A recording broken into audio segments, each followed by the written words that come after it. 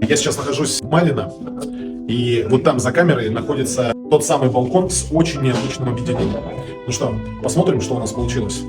Вот тот самый балкон, который мы вам совсем недавно показывали. Здесь у нас стоит поворотно-откидное окно. Дальше комбинация из разных элементов для того, чтобы сделать поворот. И дальше у нас идет панорамное остекление. Балкончик небольшой, именно поэтому было принято решение его объединить с комнатой. Здесь, насколько знаю, будет планироваться спальня. И вот такой прекрасный вид будет открываться с этой спальни.